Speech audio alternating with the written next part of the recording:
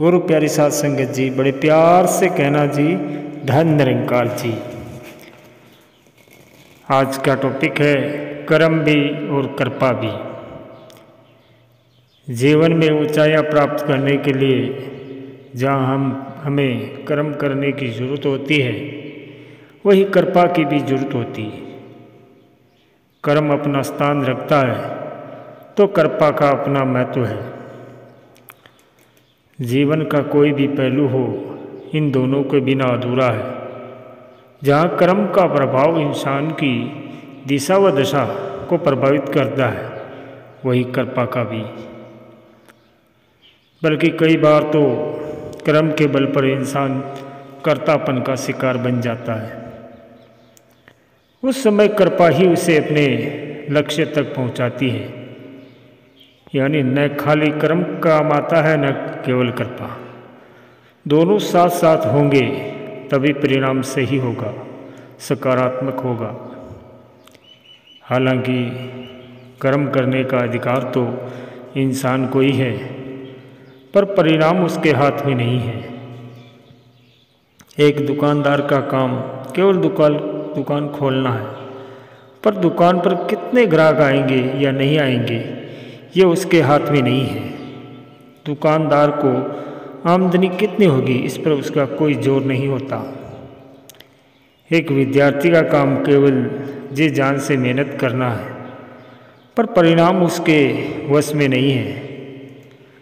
एक किसान का काम खेत खलिहान में दिन रात मेहनत करना है, पर पैदावार पर उसका कोई जोर नहीं। भाव ये है कि कर्म के साथ साथ कृपा भी चाहिए कि मेहनत मेरी रहमत तेरी, हरकत मेरी बरकत तेरी, प्रयास मेरा प्रसाद तेरा, कोशिश मेरी बख्शिश तेरी। जीवन में मैं और तू का ये संतुलन आवश्यक है। यानी कर्म और कृपा दोनों ही चाहिए। हाथ मेरा साथ तेरा, कर्म मेरा कृपा तेरी। कर्म भी हो और कृपा दाता दोनों का ही साथ चाहिए। इसलिए महात्मा सदैव यही कहते हैं कि हर कर्म में ईश्वर को शामिल कर लो। हर पल प्रभु का एहसास रहे, हर समय इसकी याद जीवन में बनी रही। महात्माओं ने यह भी कहा है कि कण कण में जो व्यापक है, इसे भगवान कहते हैं। जीवन में अगर उतर जाए, इसे ब्रह्म ज्ञान कहते हैं। आज सतगुरु माता सुदीक्षा जी महाराज अपने श्रीमुख से बार बार हमें यही निर्देश दे रही है, जो सतगुरु बाबा हरदेव सिंह जी कह गए, उन वचनों पर अमल करें। जो मार्ग हमें दिखा गए, उसका अनुसरण करें। जो शिक्षा दीक्षा हमें दे गए, उसे अपने जीवन में अपनाएं। बाबा जी अक्सर कहते थे कि प्यार सजाता है गुलशन को और नफरत वीरान करे। प्यार के पुल बनाते जाए, जीवन बगिया को महकाए। ये कि न वैर की न तकरार की, और आज ज़रूरत है प्यार की। उन्होंने ये भी चाहा कि जो रूप निखारे दुनिया का, ज़रूरत है उन इंसानों की। पर इसकी शुरुआत हमें स्वयं करनी होगी। पहले अपना रूप निखारना होगा, फिर घर परिवार का, समाज प्रांत का, फिर जाकर कई देश दुनिया का रूप निखरेगा। पहल खुद से करनी होगी। अपने अंदर झांकना होगा कि कहीं मेरे अंदर कोई खोट तो नहीं है। अपने मन को टटोलते रहना होगा। फिर वो संदेश बाबा जी की याद दिलाता है, वैर भाव को मन से छोड़े, मानव को मानव से जोड़े। जब ऐसा होगा, तब जाकर बाबा हरदेव सिंह जी का सपना साकार होगा। फिर हमें सतगुरु माता जी का पावन आशीर्वाद सहज ही प्राप्त होगा। फिर हमारी सोच नकारात्मक नहीं रहेगी, फिर जीवन में सकारात्मकता ही रहेगी। बदलना होगा तो अपने आप को, अपनी सोच को, अपने नज़रियों को। कि सोच को बदले सितारे बदल जाएंगे, दृष्टि को बदले नज़ारे बदल जाएंगे। किश्ती को बदलने की ज़रूरत नहीं है, दिशा को बदले किनारे बदल जाएंगे। मनुष्य जीवन बहुत ही अनमोल है। परमात्मा ने मानव को कई में नेमतों से नवाजा है जो अन्य जीवों में देखने को नहीं मिलता है। कि बड़े भाग मानुष तन पावा, सुर दुर्लभ सदग्रंथनी गावा। कि हमें ये जीवन बड़े भागों वाला मिला है। तुलसीदास जी महाराज बड़े चाव से समझा रहे हैं कि बड़े भागों से हमें ये मनुष्य तन मिला है। ये देवताओं को भी दुर्लभ है, लेकिन सत्संग जी ये सिर्फ मनुष्य जीवन मिलने को ही बड़े भागों वाला नहीं बताया गया है। साधन धाम मोक्ष के द्वारा पाइए जे परलोक सवारा। केवल इस मनुष्य योनि में ही इस परमात्मा को पाया जा सकता है। इसलिए इस मनुष्य जीवन को बड़ी भागों वाला बताया गया है। ये मनुष्य तन देवी देवताओं का भी सुलभ नहीं है सत्संग जी। देवी देवता भी मनुष्य तन पाने के लिए लालायित रहते हैं।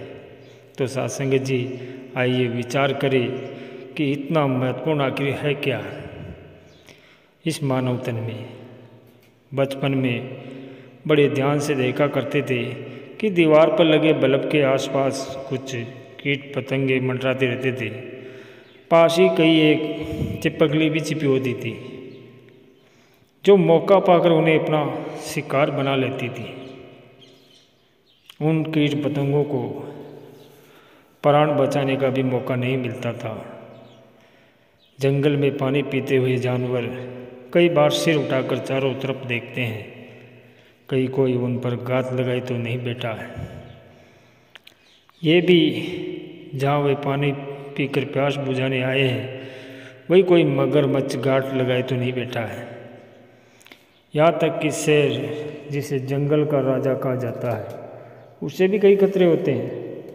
जब शेर बूढ़ा हो जाता है तो वह शिकार नहीं कर पाता है। भोजन के अभाव में कई बार भूखा मर जाता है। उसकी मदद करने वाला कोई नहीं होता है, न पत्नी होती है, न बच्चे, न उसके कोई रिश्तेदार।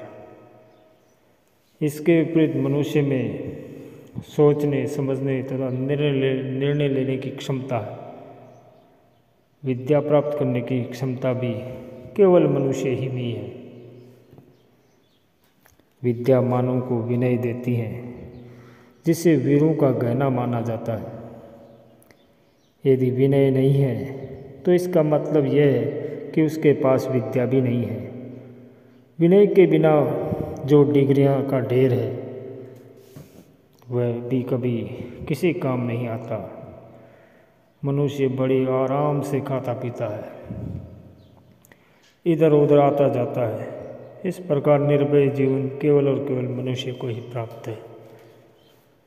जब मनुष्य को कोई जरा सा भी दर्द या पीड़ा होती है तो सारा परिवार, रिश्तेदार, अड़ोस पड़ोस, डॉक्टर, मित्र, सगे संबंधी सब के सब उस इंसान की सेवा करते हैं। जब तक वह उस दर्द से बाहर नहीं आ जाता तब तक सब सेवा में लगे रहते हैं। और बाबा हरदेव सिंह जी महाराज ने संपूर्ण हृदय वाणी में फरमाया है कि जड़ सदा ही इस हृदय में शुद्ध भाव की जन्म जाए, जिससे पौधा पेड़ बनकर सबको छाया दे पाए। कई हरदेव गुरु की शिक्षा भर देती सद्भाव से, मन को है छुटकारा मिलता दुर्मति से, दुर्भाव से। सत्संग जी, इतना दुर्लभ जीवन होने के बावजूद भी हम इंसान अनेकों अनेक आधारों पर बटे हुए हैं। कोई धर्म के आधार पर, कोई जाति के आधार पर, कोई रंग, नस्ल, लिंग, जन्म स्थान, भाषा, पहरावा, कार्य, खान पान, इन सब के आधार पर मानव बटा हुआ है। ये संपूर्ण मानव जाति का दुर्भाग्य है कि धर्मों वाले, पवित्र पुस्तकों वाले भी, पीर पैगंबरों को मानने वाले भी आज जोड़ने की जगह बांटने में लगे हुए हैं। जो लोग नफरतों को फैलाव में लगे हैं, कहने को तो वे ईश्वर के अनुयायी हैं, मगर कर्म बांटने का कर रहे हैं। आज आत्मचिंतन करने का समय है कि यदि बांटने और बंटने का आधार अव्यक्त रूप में भी या कहीं भी विचार रूप में भी मेरी आंतरिक शांति या आनंद को भंग करते हैं तो दुर्लभ मनुष्य जीवन, अति तीव्र बुद्धि, अति सक्षम देह, धर्म पवित्र पुस्तकें सब के सब व्यर्थ साबित हो रहे हैं कि राहों में मोती बिखरे हैं, कंकर मगर उठाता, इंसान अपने इस जीवन का लाभ नहीं ले पाता। ए मालिक तो पीक इसे दे, राह से ही अपनाए ये, कई हरदेव बहुत उठाया अब न कष्ट उठाए ये। सत्संगत जी, हमारा विश्वास जितना निरंकार पर बढ़ता है उतना ही हम पूर्ण गुरसिक बन जाते हैं। जो जो हमें इसके समर्पित होते हैं त्यों त्यों हमारे अंदर सकारात्मक भाव आते जाते हैं। हमारे द्वारा किए जाने वाले कार्य से हमारे विजन, मिशन और कार्य संपादन का पता चलता है। हमारा नज़रिया सकारात्मक होगा तो हमें काम करने के लिए जोश आएगा और आनंद की अनुभूति होगी। हम दूसरों के लिए आप प्रेरणा बन जा पाएंगे। हमारे सामने जब कोई कार्य हो तो उसे देखकर परेशान नहीं होना है, आप उसमें आनंद लीजिए। आनंदित होकर कार्य को करेंगे तो परिणाम बहुत अच्छा मिलेगा। आज इंसान बनेंगे, अच्छे कारोबारी, पिता पुत्र, गीतकार, संगीतकार, संपादक बनेंगे। कोई रिश्ता अच्छा इंसान निभाता है तो वह अच्छा ही करता है। इसलिए अच्छा इंसान बनने के लिए कहा गया है कि मानो तू मानव बन। सतगुरु के बताए मार्ग पर चलने वाले खुद एक मिसाल बन जाया करते हैं। यदि हम इन उपायों को व्यवहारिक रूप देते हैं, यकीनन सफलता की डगर पर अग्रसर होते चले जाते हैं। सत्संगत जी, बड़े प्यार से कहना जी, धन निरंकार जी।